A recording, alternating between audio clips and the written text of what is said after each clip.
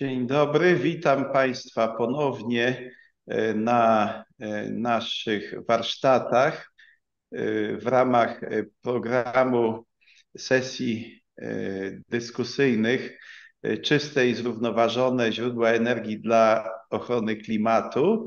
A w tej naszej sesji odbywającej się 9 i 10 listopada rozważamy tematykę projektowania i budowy czystych dla środowiska reaktorów jądrowych, skupiając się na małych reaktorach modułowych z angielskiego SMR.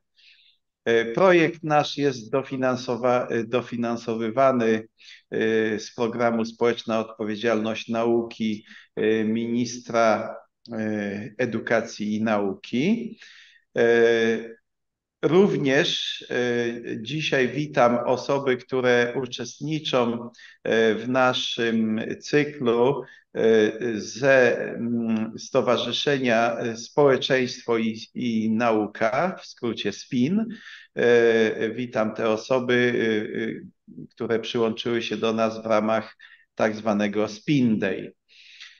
Z nami są eksperci, pan profesor Wacław Gudowski z Królewskiego Instytutu Technologicznego w Sztokholmie, Narodowego Centrum Badań Jądrowych, a także doradca Syntos Green Energy, polskiej firmy, która chce zbudować reaktor modułowy. Oraz drugim ekspertem jest pan magister inżynier Maciej Skrzypek z Narodowego Centrum Badań Jądrowych.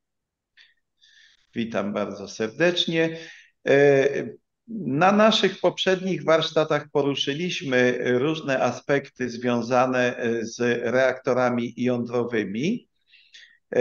Natomiast ja chciałbym zadać na tym warsztacie mającym być poświęconym przyszłości i to takiej nawet bliskiej przyszłości rozwoju reaktorów małych, modularnych.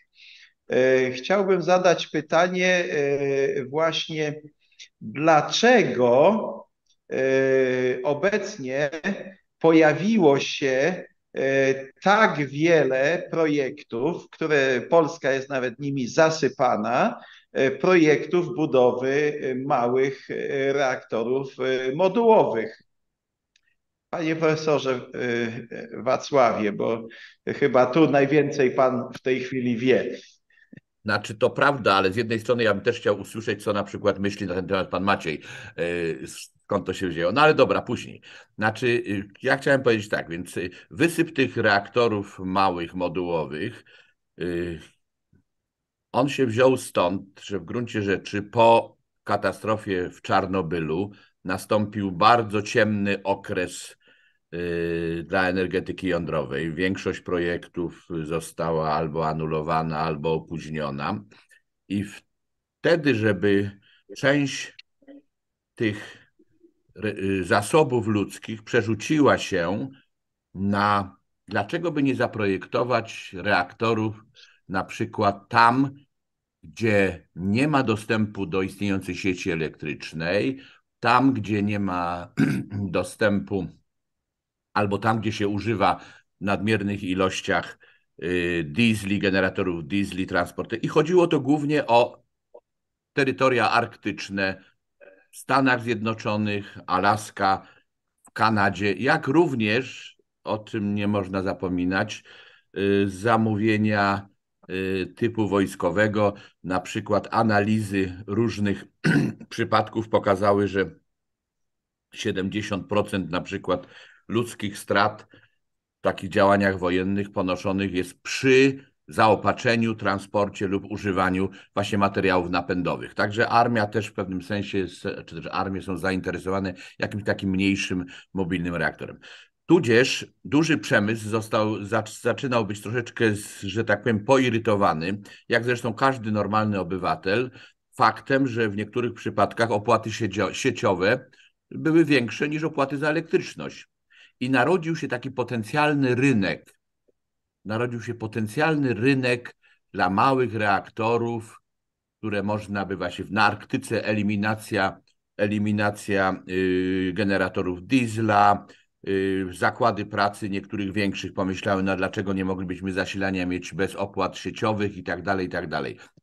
Ale generalnie rzecz biorąc na poziomie takiego zamówień państwowych, dużej energetyki, był totalny przestój. No więc te mniejsze firmy się potworzyły i zaczęły w gruncie rzeczy odkrywać na nowo piękno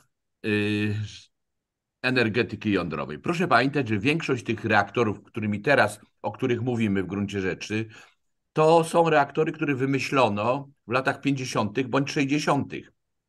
I to jest tak naprawdę na dobre i na złe, ponieważ energetyka jądrowa stara się być dosyć konserwatywna w swoich rozwiązaniach ze względów bezpieczeństwa, czyli tego, co działa, to się nie ulepsza. I ta duża energetyka poszła tym takim tropem, w gruncie rzeczy tracąc taki potencjał innowacyjny. No i nagle te grupy młodszych ludzi z reguły, którzy zaczęli patrzeć na stare konstrukcje troszkę nowymi oczyma XXI wieku, zaczęły odkrywać, że tam jest sporo rzeczy do zrobienia, że na przykład ekonomię skali można skompensować ekonomią modularności. Czyli mały zaczął się od tego, że myślano właśnie o zastosowaniach off-grid i zastosowaniach na takich odległych terenach, gdzie nie ma, żeby zastąpić generatory diesla.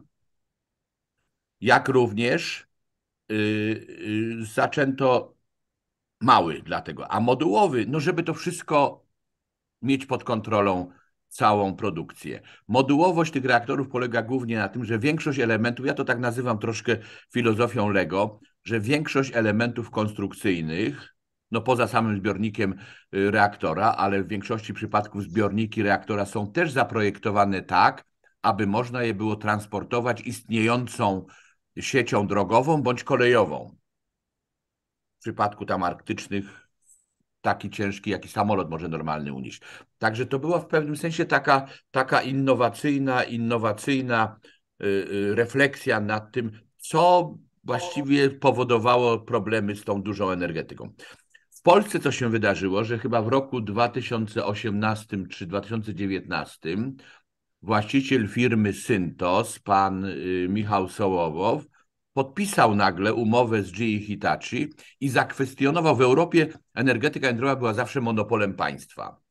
A tutaj nagle pojawił się prywatny inwestor, mówi, słuchajcie, mniejsze reaktory to mniejsza cena, mniejsze ryzyko, większa elastyczność, więc dlaczego nie mógłby prywatny, że tak powiem, biznes się w to włączyć? I nagle się okazało, że rozpoczęło to lawinę podobnych zainteresowań nie tylko w Polsce, ale i w krajach tutaj ościennych, w Czechosłowacji, w Estonii na przykład, także w Finlandii, no nie mówiąc już o krajach tradycyjnie jądrowych, czy jak w Belgii i w Holandii. Zaczęto patrzeć nagle z takim zainteresowaniem, no dlaczego zostawiamy tą energetykę w monopolu państwa? No i jak to się nagle ten rynek otworzył, zainteresowanie, przynajmniej na poziomie zainteresowania, w Polsce każdy większy producent, znaczy konsument energii typu KGHM, czy przemysł, oj, my też chcemy mieć swój własny reaktor. Prawda? Nagle do Polski zaczęły zjeżdżać te różne firmy, które w wielu przypadkach miały tylko reaktor rozrysowany na PowerPoincie. I w Polsce zaczęła się taka hossa SMR-owa, ponieważ, jak mówię, pojawiło się sporo podmiotów, które nie myślało kategoriami państwa, kategoriami ogólnej sieci energetycznej, ale kategoriami potrzeb przedsiębiorstwa. Nie zdając sobie zresztą sprawy, że reaktor to nie jest produkt, tylko reaktor, który jest gotowy do wdrożenia i gotowy do licencjonowania. To jest dopiero produkt tak naprawdę. No ale i z tych wielu firm, które powstały, w Stanach Zjednoczonych powstał ogromny system wsparcia. Przeczytaliśmy ostatnio, że firma NewScale, która miała w Polsce budować reaktor 76-megawatowy, w gruncie rzeczy jest na skraju bankructwa, bo się wycofał ich główny kontrahent,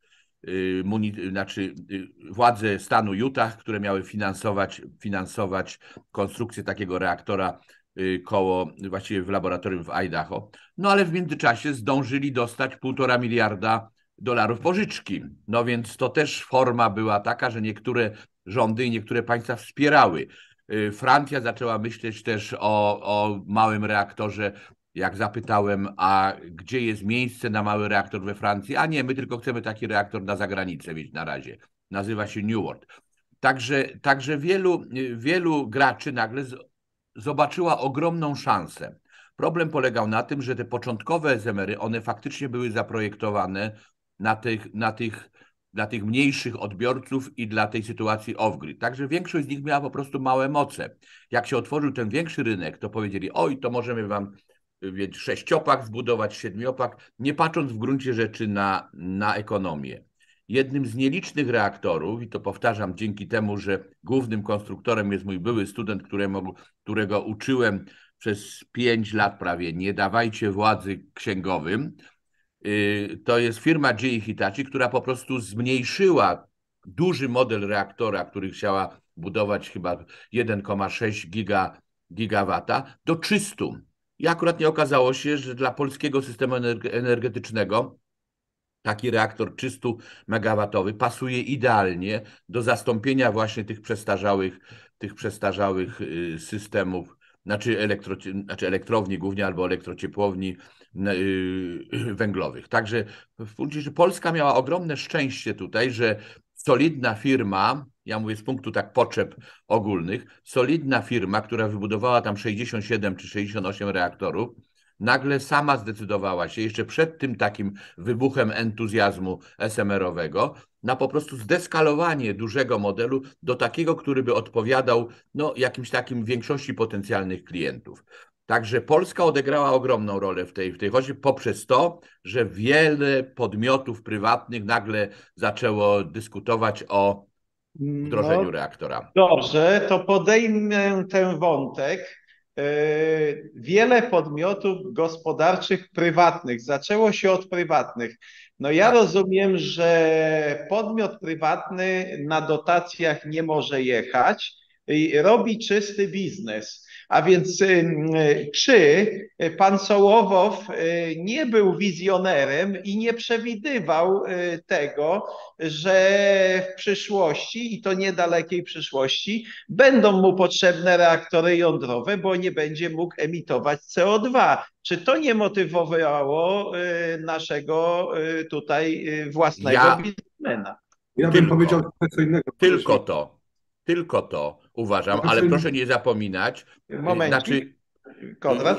ja skończę, Konradzie, ale proszę nie zapominać, że Syntos to jest firma, ogromny producent materiałów chemicznych, ogromny konsument i ciepła, i elektryczności i oni są świadomi. Ja w jeszcze inną rzecz tak proroczo. Słuchajcie, jest koniec rynku nazywanego chińskim. Tanie, dobre, najlepsze, najtańsze. Teraz będzie rynek świadomego konsumenta, który będzie chciał zapłacić za produkt, który nie ma dużego śladu węglowego. Czyli, że tak powiem, klient, który będzie chciał sobie uspokoić sumienie, że nie chce się dokładać do tych zmian klimatycznych. I myślę, że wielu ludzi to przewiduje. Ja akurat nie spotykam się z wieloma samorządami w Polsce, głównie w celach informacyjnych, ale słyszę od nich, że drugim pytaniem, które zadaje inwestor, potencjalny inwestor, typu przemysł samochodowy, przemysłowy, Koreańczycy, Niemcy, drugie pytanie, które zadają, to jest, a jaki jest u was ślad węglowy? Bo wiedzą, że my tam się możemy podgrzać jeszcze węglem, możemy sobie podgrzać gazem, ale nie sprzedamy w przyszłości żadnego produktu made in emission country. O, coś w tym stylu. Proszę, Konradzie, przepraszam. Dobrze, witam bardzo serdecznie, bo tu pan profesor Konrad Czerski także dzisiaj wygłaszał rano nam tutaj prelekcję na temat reaktora dwupłynowego. Witam panie profesorze na naszym spotkaniu i od razu pozwolę sobie sprowokować, jeżeli tutaj pan się dołączył, sprowokować odpowiedź raz na to samo pytanie, które zadałem właśnie profesorowi Gudowskiemu, co motywowało tak naprawdę pana Sołowowa do wejścia w energetykę jądrową. i jednocześnie zadać panu profesorowi Czerskiemu pytanie, czy na biznesie jądrowym można dobrze zarobić? Czy to jest rzeczywiście biznes? Czy można na tym zarobić duże pieniądze?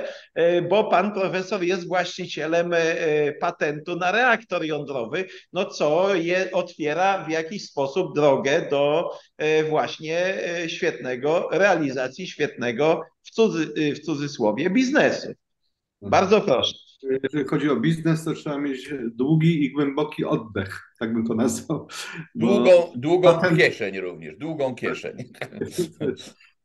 Bo patent był opłacany z prywatnych kieszeni, a taki patent w wielu krajach głównych świata kosztuje około 100 000 euro.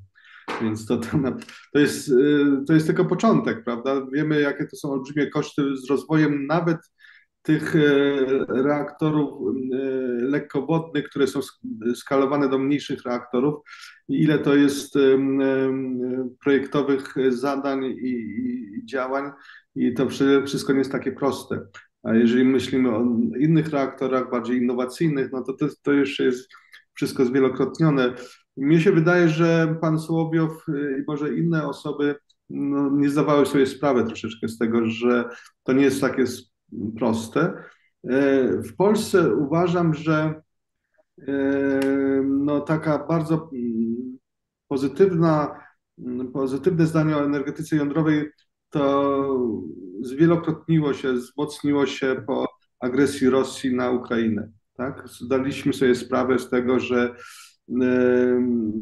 no, gaz ziemny, że węgiel i tak dalej nie może być jakby gwarantem naszej niezależności energetycznej naszego kraju, więc to jest bardzo wzmocniony efekt. Teraz wiemy, że ponad 80% społeczeństwa polskiego wspiera energetykę jądrową, czyli to jest bardzo niesamowity wynik, jak patrzymy w porównaniu z innymi krajami. To jest jedna rzecz, ale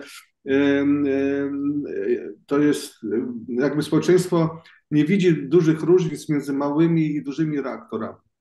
My tutaj rozmawiamy o małych reaktorach, widzimy ich elastyczność, ale z punktu widzenia takiego, powiedzmy też logicznego, jak patrzymy na te konstrukcje, co jest ważne dla rozwoju energetyki jądrowej jako całości, to jest to, że one są też bezpieczniejsze, ponieważ są mniejsze, więc nawet powiedzmy tak zwane ciepło powyłączeniowe i tak dalej, w przypadku lekkowodnych reaktorów, no to znacznie łatwiej opanować, tak? Ciśnienia w tych zbiornikach, prawda, reaktora też są mniejsze i tak dalej, więc to jest, uważam, że to też jest jeden z tych elementów, które decydują, że oprócz tego, że oczywiście kapitał jest mniejsze ryzyko w budowie i tak dalej, że ta kwestia bezpieczeństwa, szczególnie po Czarnobylu i Fukushimie, też zdecydowała o tym, że te mniejsze reaktory cieszą się większym zaufaniem, może tak to nazwał. Z drugiej strony jeszcze jest jedna taka dosyć rzecz ważna, że wiemy, że cena jednostkowa produkcji energii w takich małych elektrowniach jest znacznie większa niż w tych dużych. Więc trzeba znaleźć pewne optimum, która by łączyło właśnie koszty produkcji energii czy ciepła z jednej strony, a z drugiej strony bezpieczeństwo, mniejsze koszty inwestycyjne jako całość, prawda? Więc i z tego punktu widzenia rzeczywiście, tak jak pan profesor Gudowski powiedział, takie 300 megawatów elektryczne, tak? No to spełnia dobre wymogi odpowiednie. Więc zbyt mały reaktor prowadzi do znacznie wyższych kosztów. Nawet jak ta modularność zastosujemy, prawda, no to jednak nawet jak tą analogię do klocków Lego weźmiemy, no chcemy coś dużego zbudować, to lepiej może mieć czasami większe klocki niż te mniejsze klocki, prawda? Więc ja to tak widzę. I teraz, jeżeli przechodzimy do biznesu, no to Jeżeli Właśnie o to mi chodziło, o ten biznes mi chodziło. Chodziło mi o to właśnie, czy można na tym zarobić duże pieniądze. Dzisiaj się tu pojawiło na przykład 1,5 miliarda dla NuScale, tak? Czy Ja, ktoś na ja, tak? ja to przedstawiałem w moim tym takim mini wykładzie dzisiaj rano. No, jeżeli porównujemy koszty jednostkowe produkcji energii elektrycznej rzędu tam 2 eurocentów za kilowatogodzinę, a średnia powiedzmy średni koszt z różnych źródeł energii w sieci, powiedzmy tutaj w Europie jest rzędu 6 centów na kilo, to jest 4 eurocenty różnicy ceny. Więc jak to człowiek, taki biznesmen, tak, podejdzie i sprawdzi, to nawet jak zapłacę tam kilkaset milionów euro, to mi się w ciągu roku, 2 lat to wszystko zwróci, a potem taka elektrownia może pracować 30 lat, albo 50, albo 60, w zależności od konstrukcji, tak? To zaczyna się opłacać rzeczywiście. No tylko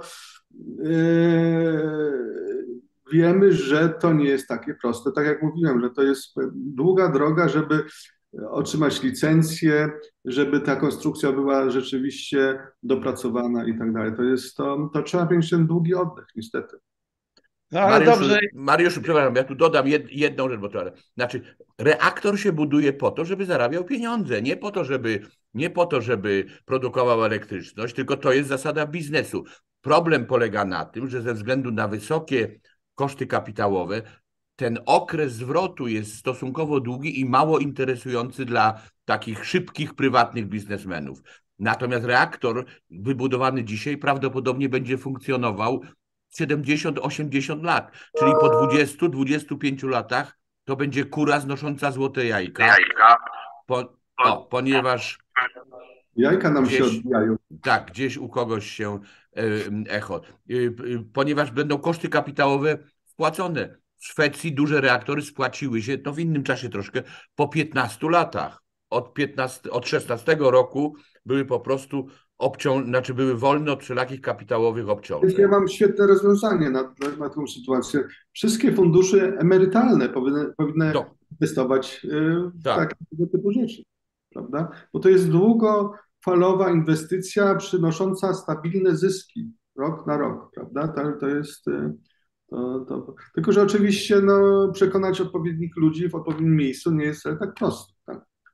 No dobrze, trochę panowie omijacie próbuję to trochę ożywić, a wy tu mi się wywijacie, to przejdźmy do konkretów.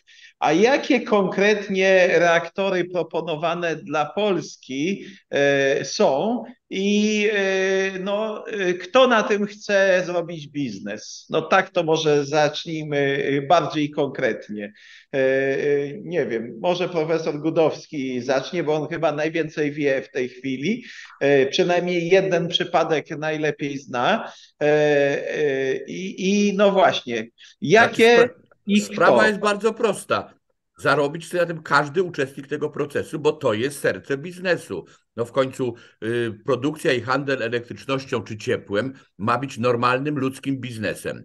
Jak powiedziałem, było to zdominowane przez państwo ze względu głównie na te właśnie długie, bardzo długie okresy dekapitalizacji. Natomiast teraz ludzie uwierzyli, że to niekoniecznie jest problem, a poza tym, że brak dostępu do bezemisyjnej energii będzie hamował też biznesy sąsiednie. Także ja myślę, że tutaj chcą zarobić dostawcy, oczywiście. Tutaj chcą zarobić ci, którzy chcą, że tak powiem, zapełnić łańcuch dostaw, a na końcu jedyną gwarancją, którą społeczeństwo żąda, to jest to, żeby w przyszłości te ceny były dostępne, żeby były sprawiedliwe i dostępne, powiedzmy. Natomiast przykład może tutaj, na przykład jeden z takich zainteresowanych inwestorów tą technologią reaktora dwupłynowego jest taki duży koncern przemysłowy zajmujący się budową stalowni. Tak? I potrzebują, to nie tylko, żeby mieć tanią energię i produkować stalownie i potem to, żeby funkcjonowało, ale oni myślą perspektywicznie. To tak jak pan profesor Budowski mówi, oni nie zbudują już w przyszłości stalowni, kiedy nie będzie wiadomo, że to jest źródłem Tak. energii, będzie właśnie czysta, bezpieczna energia, najlepiej bezemisyjna, prawda?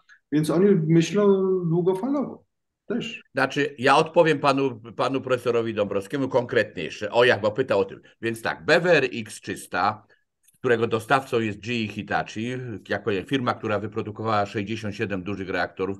Większość z nich pracuje, pracowały bardzo, bardzo sprawnie w Europie. Część technologii, na przykład szwedzkiej, była też oparta na tej technologii, ale otwarto archiwa w ramach programu Atom dla pokoju, Atom for Peace. Drugą firmą to był Newscape, który się z KGHM-em, że tak powiem, dogadał 2 czy 3 lata temu, że to jest idealny reaktor dla tego przemysłu przez kopalnictwa głównie i hutnictwa. No niestety będą musieli przemyśleć, bo to nie była mądra decyzja. Uważam, z punktu widzenia KGHM-u, uważam, że kiepskich doradców mieli. Trzecią firmą, która tu się pojawiała, to była Last Energy, która jest kompletnie reaktorem PowerPointowym i był to, uważam, też próba otumanienia niezbyt kompetentnych decydentów w Polsce. A w Polsce nastąpiła moda, że każdy by chciał mieć swój reaktor. Firma USNC próbowała się tutaj dogadać z przemysłem chemicznym, z policami, z azotami w Puławach. Też to jakoś im tam nie za bardzo było. Świętokrzyska Grupa Przemysłowa Industria dogaduje się z Rolls-Royce'em, chcieliby mieć, nazywają to SMR, chociaż ten reaktor Rolls-Royce'a ma planowane 470 MW, ale nazywają to brytyjskim SMR-em. Problem polega na tym, że Rolls-Royce nigdy nie wyprodukował żadnego reaktora, znaczy dla komercyjnego. Produkował owszem dla wojska, ale nie wyprodukował. No to New World, no to Respect Energy, New World, jak powiedziałem, francuski reaktor, też w gruncie rzeczy wyjęty reaktor z łódki podwodnej francuskiej i dopasowany ewentualnie do rynku. Też w tej chwili jeszcze reaktor powiedziałbym na papierze i PowerPointowy, natomiast stoi za nim firma, EDF, która wyprodukowała wiele francuskich reaktorów i tam jest duża wiarygodność. No Ekopark i Dawid SMR to jest żart, generalnie rzecz biorąc, to nie należy tego nawet poważnie traktować. Odpowiedziałem na wszystkie pytania, prawda? Dokładnie. Pan Maciej ma slajd, więc od razu Tak. może coś pan Maciej by dodał, tak? Czy chciał uzupełnić? Ja bym tylko uzupełnił tą listę, którą profesor powiedział o reaktor HTGR Pola, tak? Czyli reaktor wysokotemperaturowy, który jest od paru lat rozwijany w Narodowym Centrum Badań Jądrowych, tak? W technologii generacji 4 wysokotemperaturowej. I właściwie lista, że tak powiem, reaktorów SMR-owych byłaby pełna. No i równolegle do tego mamy polski program energetyki jądrowej i tutaj oczywiście Westinghouse, czyli reaktor AP1000, że tak powiem, we współpracy z polskimi elektrowniami jądrowymi i tak zwany prywatny duży atom, czyli ZEPAK, PG-PAK chyba powinien napisać. Atomów Połtną. Tak, z reaktorem APR 1400. To znaczy, chciałem uszczegółowić, że ta spółka chyba jest teraz ZEPAK PGE, taka wspólna inicjatywa prywatnego sektora, że tak powiem. Oraz cały czas w grze reaktor EPR, który jeszcze nie znalazł swojego, że tak powiem, bezpośredniego inwestora, ale jest jednym z tych reaktorów proponowanych.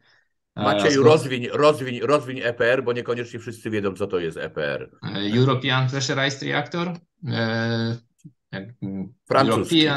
Tak, francuski, przez EDF dostarczany, tak, więc... Moc 1600 MW, tak? Tak, 1650 MW, AP1000 1100, 1150 MW oraz APR 1400, tak, jeszcze trochę większy. Ja mam pytanie do Państwa w takim razie, jak tutaj widzimy tą listę. Jak uważacie, panowie, ile z tych reaktorów przetrwa następne kilka lat? Ile będziemy mieli w Polsce tych najważniejszych, które mogą konkurować ze sobą? Może to jest też pytanie takie do Pana. Do kogo jest to pytanie? Ja odpowiem. Dwa. Do Jeden wszystkich. duży, jeden mały. Znaczy typ. Jeden duży, nie jeden reaktor, tylko jeden duży, jeden mały typ. A, ja też tak. Jeden typ reaktora dużego, jeden typ małego. No bo będzie ten proces, który już widzimy z NewScale'em na przykład. Wysypał się im główny inwestor i wysypie się to wszystko w bardzo krótkim czasie.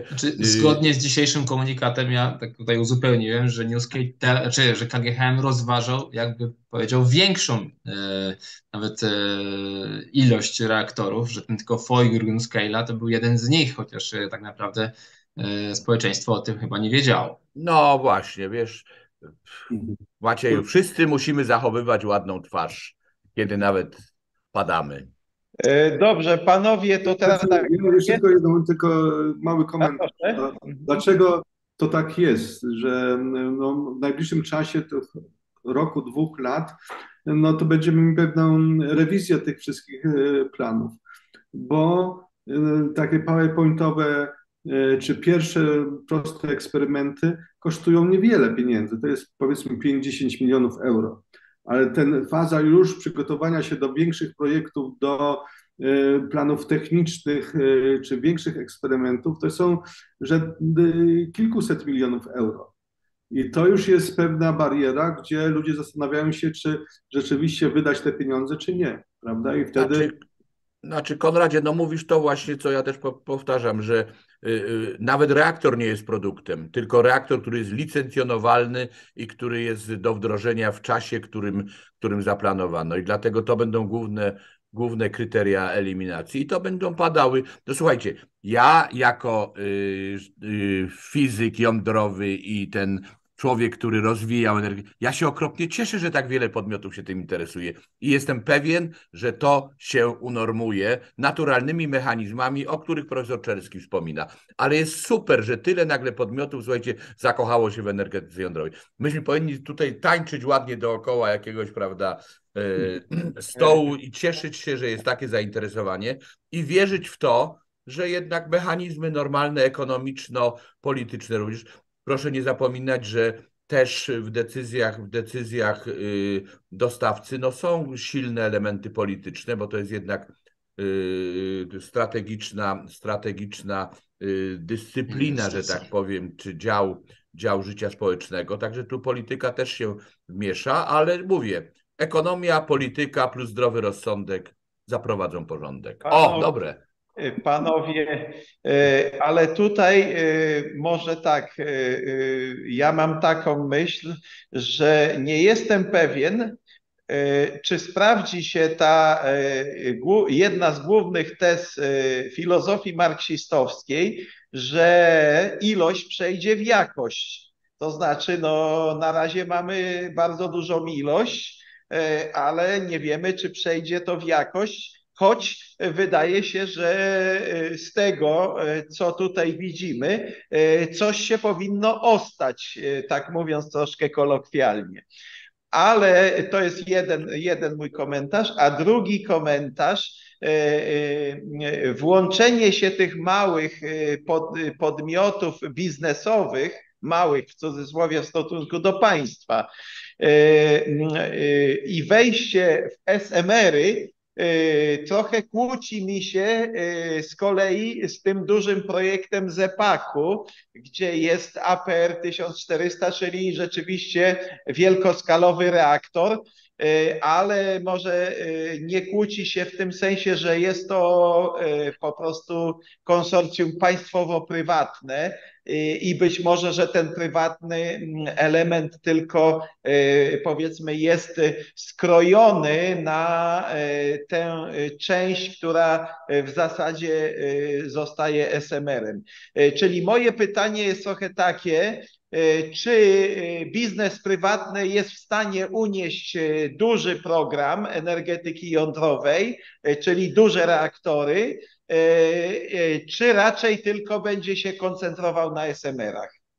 nie wiem, profesorze Gudowski? Ja odpowiem bardzo prosto. Przede wszystkim ani duży, ani mały biznes nie poradzi sobie bez wsparcia państwa, ale nie w sensie finansowym tyle, ile w sensie zmniejszania ryzyka i zagwarantowania nieistnienia pewnie. Proszę pamiętać, że taki projekt można jedną decyzją polityczną, jak to pani Merkel zrobiła, bez sensu kompletnie w Niemczech po Fukushimie, jedną decyzją polityczną można zamknąć cały biznes.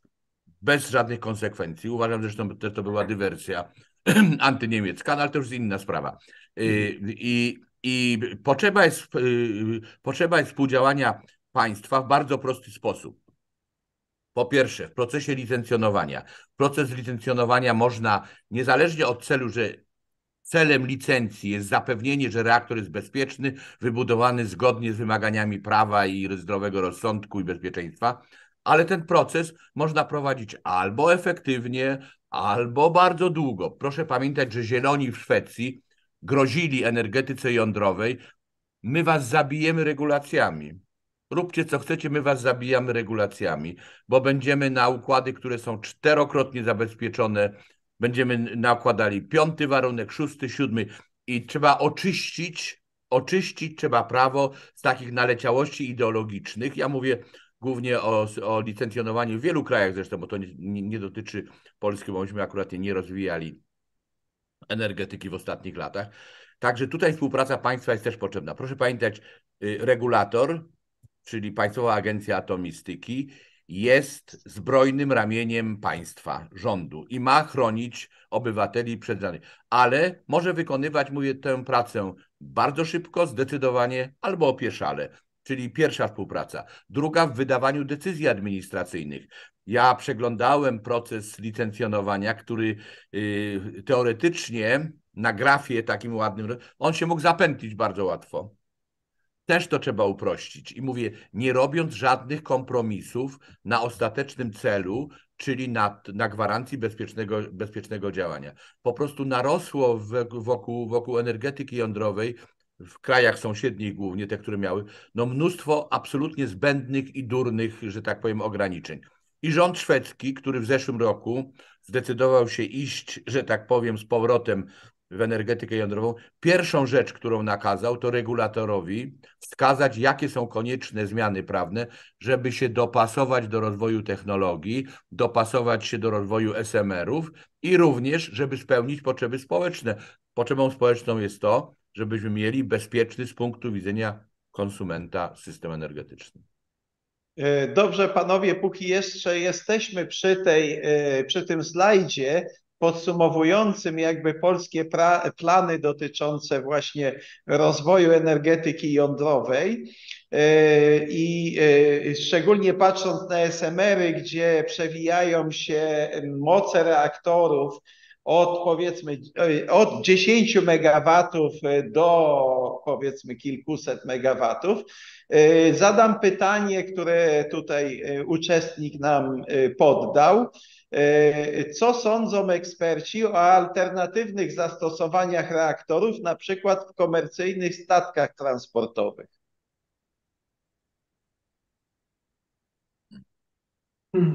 Zapadła cisza. Wiemy, że istnieją łodzie podwodne, które mają napęd jądrowy, tak? Reaktory. Więc to funkcjonuje. Oczywiście to jest sprawa ekonomii znowuż. Jeżeli będziemy mieli konstrukcje, które są bezpieczne i wydajne i konkurencyjne w stosunku do innych możliwości, no to nic w zasadzie możemy o tym myśleć, tak? Są Natomiast w transporcie drogowym, Konradzie, to raczej bez szans. Nie, ale na statkach przecież są elektrownie jądrowe właśnie na statkach. To Rosjanie już budowali przecież ten ostatnio model, który w Syberii podpływa dużą rzeką, tak, w dowolne miejsce i produkuje energię tam, gdzie potrzeba. Więc takie możliwości istnieją. Tylko że to na razie to jest dosyć odległa przyszłość. Ja bym aż tak daleko nie szedł. Najważniejsze jest rzeczywiście próba stworzenia takiego małego reaktora. to wydawało się, że to będzie szybko, ale to się wszystko oddala trochę w czasie. No. A te duże reaktory, które znamy, które są budowane już od dłuższego czasu, więc one prawdopodobnie będą szybciej zbudowane, tak, niż te małe reaktory, które wydawało się, że będzie to taniej i szybciej. No dobrze, to tak wydaje się, że oczywiście były projekty budowy znaczy budowy samolotów napędzanych reaktorami jądrowymi, nawet i samochodów, więc zapewne ten temat komercyjnych statków transportowych jest do wykonania, aczkolwiek chyba nikt nad tym nie pracuje. Jeżeli ja się mylę, no to proszę mnie poprawić, Znaczy koledzy. możliwe, że Ale właśnie jest- chodziło o pływające elektrownie jądrowe, na zasadzie jakby elektrowni na barce, tak? W sensie to rozwiązanie, tak powiedział Bo profesor to nie jest do Czerski. napędu, tak. Tak, nie służy do napędu, tylko jest to pływająca elektrownia jądrowa, która gdzieś jest przycumowana, tak? I wyprowadzenie mocy jest zrobione bezpośrednio na ląd, tak? I tam znajduje się odbiorca, czy to bezpośredni, czy znowu na zasadzie magazynowania energii i konwersji do wodoru. Nie, pan, który tu zadaje pytanie, wyraźnie powołuje się na lata 60. i 70., gdzie po prostu rozważano zastosowanie reaktorów jądrowych w różnych sektorach transportu, nie tylko. Ja zaraz podsumuję. Więc proszę Państwa, tak, był sławny lodołamacz, Lenin się nazywał, sowiecki, który był napędzany faktycznie reaktorem jądrowym. W Stanach Zjednoczonych w sumie wyprodukowano 400 reaktorów dla napędu łódek podwodnych. 400. W Rosji chyba podobnie jest mniej więcej tyle. Były to głównie reaktory typu PWR. W Rosji rozwijano również przez dłuższy okres czasu reaktory bizmutowo-ołowiowe właśnie dla napędu. I tak naprawdę tutaj projekt profesora Czerskiego w pewnym sensie wywodzi się, że tak powiem, z myślenia o tamtej technologii. Projekt samolotu upadł, i transportu drogowego upadły z dwóch podstawowych. Drogowy odpada w ogóle, ponieważ prawdopodobieństwo wypadku na drodze jest tak duże, że konsekwencje rozbicia się samochodu. Natomiast projekt napędu samolotu został, że tak powiem, zabity poprzez potrzeby ochrony radiologicznej. Po prostu zbyt ciężka jest ochrona radiologiczna, żeby w łódkach nie mamy tego problemu, możemy osłonić reaktor, znaczy ludzi możemy osłonić przed promieniowaniem odpowiednimi materiałami, które pochłaniają promieniowanie. Natomiast w powietrzu każdy kilogram jest bardzo ważny i te projekty, które w 50., 60. latach były robione w Stanach, one po prostu przez wiele lat zresztą funkcjonowały. Później nie dało się skonstruować takiego samolotu, w którym byłby napęd jądrowy i w którym by jeszcze pilot przeżył ten lot, prawda? Czyli krótko mówiąc z odpowiednią osłoną radiologiczną.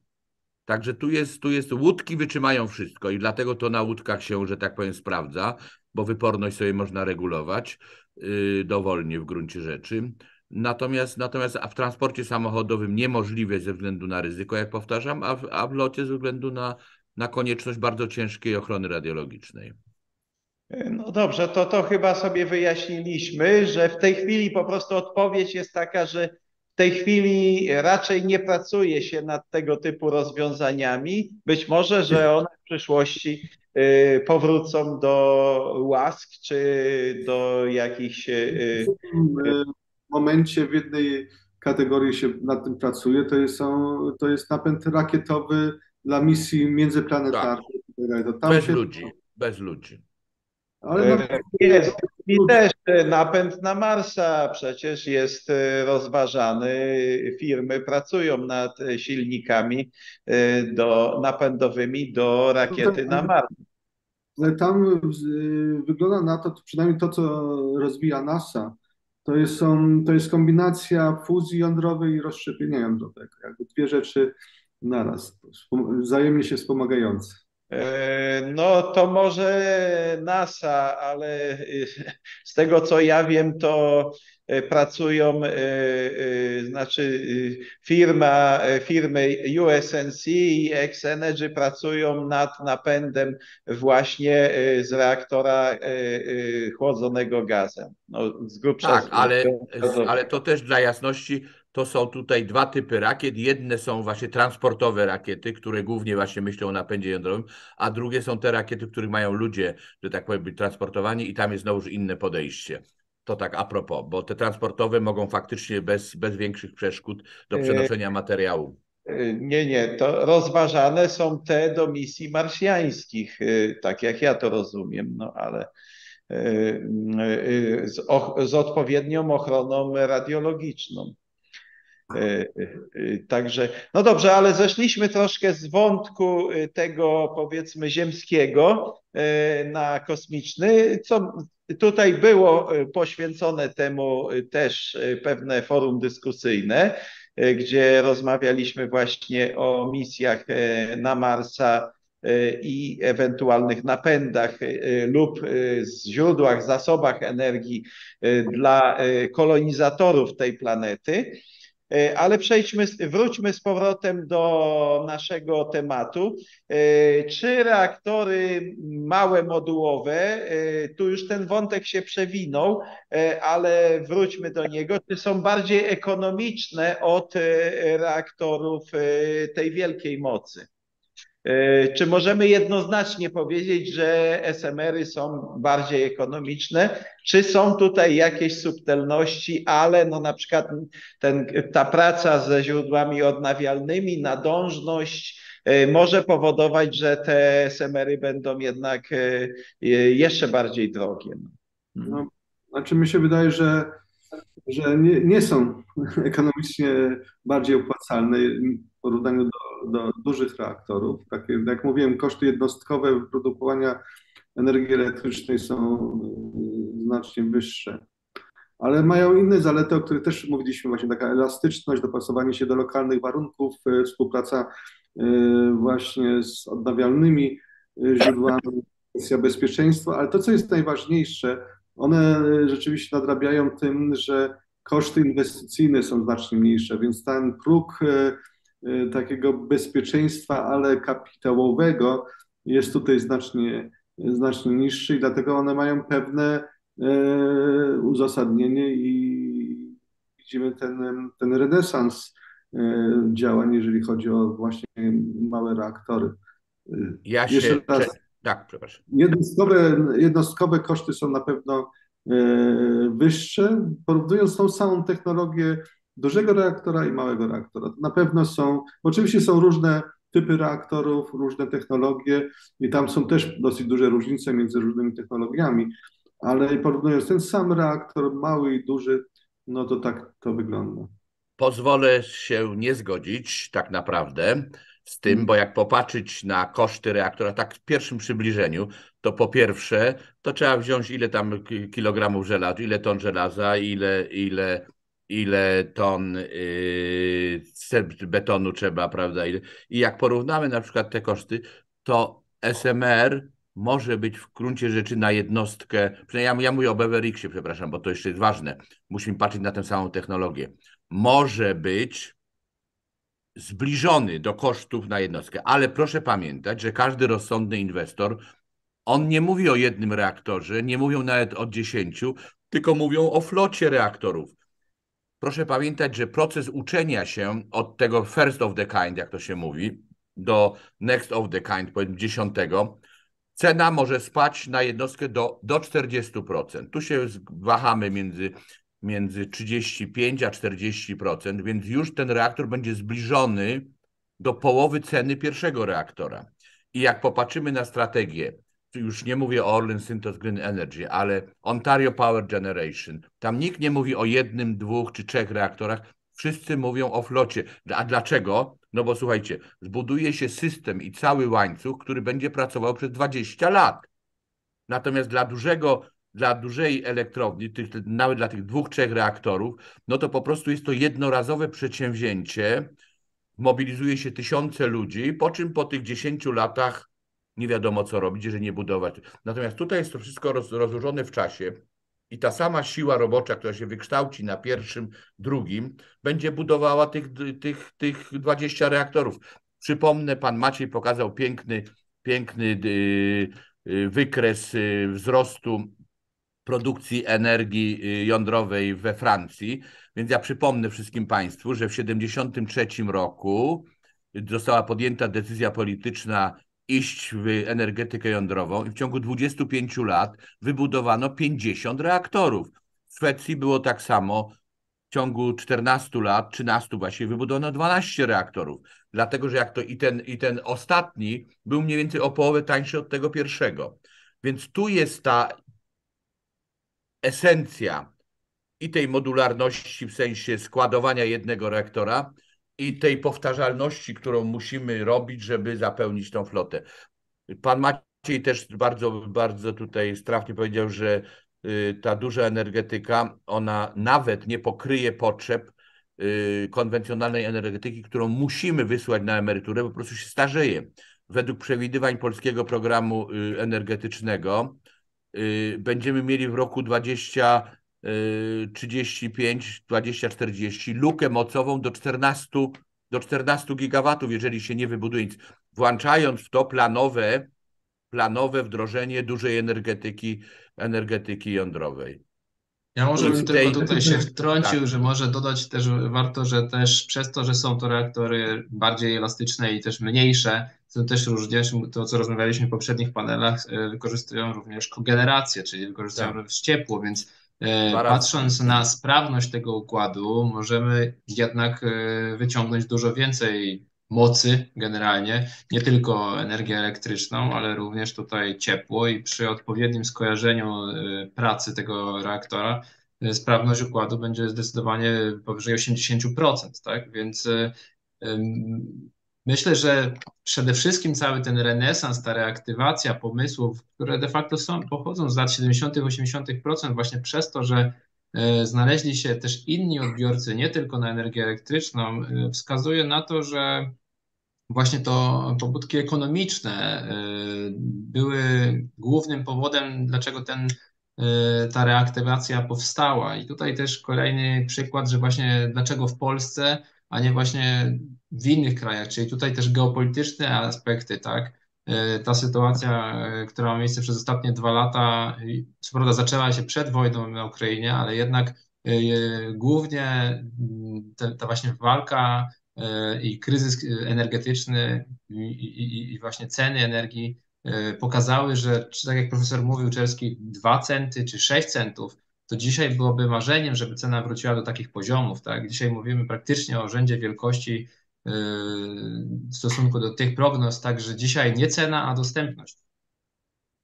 Znaczy ja bym się znowu tutaj trochę nie zgodził, to całe szczęście, że możemy podyskutować. Ja mówiąc o kwestii skali, no porównuję reaktory nawet małe, 100 megawatowe z 300 megawatowych. Te 300 megawatowe na pewno taniej będą produkować energię niż te 100 megawatowe, ale nawet te duże, które mają powiedzmy moc powyżej 1000, to nie są aż tak duże. Więc jeżeli mówimy o 14 gigawatach w Polsce, które brakuje, to niekoniecznie to łatwiej jest chyba będzie wybudować dodatkowe kilka dużych reaktorów niż wiele małych. Małe mają swoje uzasadnienie w różnych dziedzinach, prawda, tutaj i chemia, i przemysł, innego rodzaju przemysł, tak, to też jest racja. To można oczywiście wykorzystać tą energię na różne sposoby, ale mimo wszystko te duże reaktory wcale nie są aż tak duże. Tam też ciepło można wykorzystać, prawda? Można też, jak to będą wysokotemperaturowe, to można też produkować wodór, więc te różnice nie są takie wielkie. To nie jest, bo oczywiście na przykład w fuzji jądrowej, termojądrowej planuje się, że reaktor termojądrowy będzie opłacalny, jeżeli będzie miał moce rzędu 10 gigawatów, tak? Albo więcej. To wtedy jest ta granica. To jest naprawdę duży reaktor. Ale tutaj no, różnica 1300, 1500 to nie są takie wielkie różnice. I one też są elastyczne, też mogą być elastyczne. Także ta różnica skali na pewno istnieje. No dobrze, to w takim razie jeszcze wrócę do tego, co ja tutaj pokazywałem. Mianowicie jest taka metoda policzenia kosztów budowy reaktora jądrowego w zależności od jego mocy. Jeżeli mamy jakby moc reaktora wzrasta n-krotnie, no to Delen i inni wymyślili taką formułę, więc z której wynika tak paradoksalnie, że po prostu im większy ten reaktor, tym będzie, znaczy paradoksalnie, no tak to wygląda, że im większa moc tego reaktora, tym on będzie tańszy. Ta formuła generalnie jest stosowana no, na bazie reaktorów lekkowodnych albo ogólnie wodnych, tak, lekkowodnych, nie mówię o ciężkowodnych, ale no, ona pokazuje pewien trend, no, który na przykład pokazuje, jeżeli się uwzględni jakąś tak zwaną część stałą, tak, tu jest obliczenie na przykład reaktor za 600 milionów polskich złotych, no to jeśli miałby moc 10 megawatów, to przeskalowanie go na 30 to już z 600 milionów to nie będzie 3 razy 6, 18, tylko 1 440 000. Natomiast jeżeli uwzględnimy pewne komponenty stałe, no, które można, no, być może przy różnica między AP 1000 a powiedzmy MMR-em, który ma 10 megawatów w tym całym oprzyrządowaniu budynku, nie będzie taka, powiedzmy, że to nie będzie ten sam koszt, ale biorąc to w przybliżeniu pod uwagę, no to jeszcze bardziej jak są jakieś koszty stałe, no to po prostu to zmienia. Przy czym no, ta formuła nie bierze pod uwagę, no, ona nie tyczy się całego cyklu pracy, tak jak formuła, którą no, pokazywał profesor Czerski na swojej prelekcji, IROI, która no, mówi o całym cyklu powiedzmy pracy reaktora łącznie z jego utylizacją do czystego pola. I ja rozumiem, że te koszty jednostkowe, tam 2 centy czy 4 centy, to były właśnie liczone za pomocą właśnie IROI. A więc no tutaj można powiedzieć, że istnieją różne trendy w tym zagadnieniu. Ostatnim tematem, który chciałbym jeszcze poruszyć przed zakończeniem, no to jest temat, czy faktycznie istnieje poparcie społeczne dla budowy reaktorów jądrowych w Polsce. Czy panowie wierzycie w te sondaże, które mówią o tak wielkim poparciu dla energetyki jądrowej? Bo ja przyznam, ponieważ ja pracowałem ze społecznościami lokalnymi przez, no, powiedzmy, przez wiele lat i różne rzeczy słyszałem.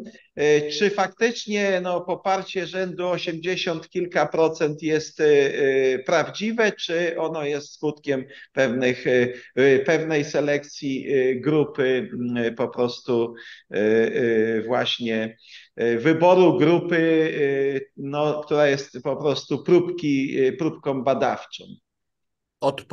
Odpowiem bez wahania i z jednym zastrzeżeniem. Wierzę 100% w te badania, z tym zastrzeżeniem, że opinia publiczna na pstrym koniu jeździ. Czyli w zależności, że tak powiem, od atmosfery polityczno-społecznej, ona może się skręcić o 40% w jedną bądź w drugą stronę bardzo łatwo. Czyli na dzień badania tak, oczywiście, że tak, bo oni to wybierają dość bardzo porządnie. Natomiast czy to jest trend, na który możemy wierzyć, to odpowiem nie, nie możemy, bo to bardzo zależy od tego, jak ten proces będzie przebiegał. No i jeszcze pytanie, czy nie nastąpi efekt not in my backyard, czyli nie na moim podwórku. Ale myślę, że w tej sprawie akuratnie energetyka jądrowa ma dobre poparcie, bo jest wiele miejsc w Polsce, które przeżyły zamykanie przemysłu, zamykanie opcji różnych i jest duże oczekiwanie, że przemysł jądrowy zapewni dobrobyt i porządne, że tak powiem, porządną jakość życia. Także w tej materii mówię, nie mam wątpliwości, że tak jest na dzisiaj, ale czy na tym możemy budować solidną? Nie, musimy nad tym pracować. Ja w tej drodze też Ale tylko dobrze, profesor Czerski, no proszę. my obserwujemy od dłuższego czasu, że poparcie nie tylko w Polsce, w całej Europie rośnie w stosunku do energetyki jądrowej. Nawet w tych Niemczech, które tutaj były przywoływane już jako przykład, ale negatywny, okazuje się, że tam badania pokazują, że to prawie 60% jest za energetyką jądrową. Prawie 60% społeczeństwa. To się zmieniło też, bo to były czasy, że było poniżej 50%, a teraz to się zmienia. Ale czy ten trend się utrzyma, to zależy od tego, i czy wykorzystamy ten czas na tworzenie nowych technologii, właśnie tych małych modularnych reaktorów, które no tak wyglądają tak przyjaźnie i dla środowiska, i dla otoczenia też ludzkiego, prawda? Więc to rzeczywiście tak zależy. Jak się okaże, że znowu będą jakieś problemy, wypadki takie czy inne, no to może się zmienić, oczywiście. To może się zmienić. Zapytajmy młodzieży, co myśli o tym. Właśnie, panie Macieju, jak patrzy młodsze pokolenie? Myślę, że to poparcie było budowane przez tak naprawdę ostatnią dekadę i tak bardzo powoli rosło rzeczywiście do tego poziomu 60%, a dopiero tak naprawdę ostatnie 2 lata pokazały, że skokowo, że jest to wzrost do 80%, czyli co po portfelu nagle zaboli, to wtedy od razu, że tak powiem, to poparcie wzrasta, tak? Więc część osób tutaj myślę, że bardzo merytorycznie do tego podchodzi i to jest zdecydowanie większość tego poparcia, czyli ludzie, którzy są przekonani. Część osób tylko ze względu na to, że gwarantuje to może dostawę, może też taniej energii, ale przez pryzmat, że tak powiem, nawet ostatnich wyborów w Polsce powiedziałbym, że wyniki są niedoszacowane, ponieważ wszystkie partie zgłaszały poparcie dla energetyki jądrowej, więc biorąc pod uwagę, że wyniki powinno być to nawet 100% poparcia, ale jak to powiedział profesor Gudowski, no nie można się zawsze opinii publicznej słuchać, więc mnie to cieszy i myślę, że jest to wartość rzeczywiście nieco przeszacowana, ale raczej odzwierciedlająca. No cóż, szanuję pana pogląd, panie Macieju. Ja pozostanę bardziej sceptyczny co do tych panów oszacowań. Sądzę, że rzeczywiste poparcie jest jednak mniejsze i te sondaże są przesadzone i one rzeczywiście być może, że to chyba zgodzę się z tym jednym punktem profesora Gudowskiego, że to jeździ na psym koniu i jest determinowane po prostu zjawiskami krytycznymi. Ja wspominałem o zjawisku krytycznym, jakim był szczeciński blackout w roku 2008, a później inne były zjawiska krytyczne, o których nie chcę wspominać, a ostatnie zjawisko krytyczne, jakim jest agresja na Ukrainę, pewnie tu akurat w tej dziedzinie pomaga. Tym niemniej wciąż myślę, że obawy, chociażby wynikające z różnych elementów, o których już nie będę mówił, wciąż jeszcze istnieją.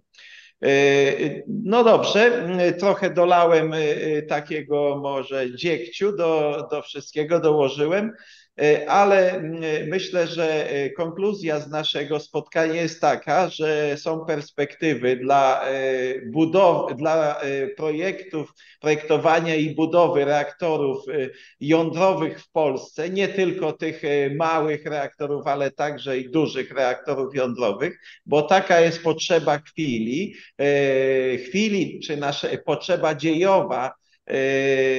Potrzebujemy poradzić sobie z galopującym efektem cieplarnianym na Ziemi i reaktory jądrowe w miksie ze źródłami odnawialnymi znakomicie mogą ten problem rozwiązać. Serdecznie dziękuję panom ekspertom za udział w tym spotkaniu. Serdecznie dziękuję Państwu na platformie Zoom oraz na platformie YouTube za oglądanie nas. Oglądajcie nas jeszcze wiele razy, ponieważ filmy, które nagrywamy, pozostają na platformie YouTube i można je w każdej chwili sobie przypomnieć. Przypominam, że byliście gośćmi Fundacji Eureka imienia profesora Jerzego Stelmacha, i która prowadzi cykl Czyste i zrównoważone źródła energii dla ochrony klimatu. Cykl, który jest finansowany ze środków Ministerstwa Edukacji i Nauki. Bardzo serdecznie dziękuję za uwagę. Do widzenia Państwu. Do widzenia, dziękujemy.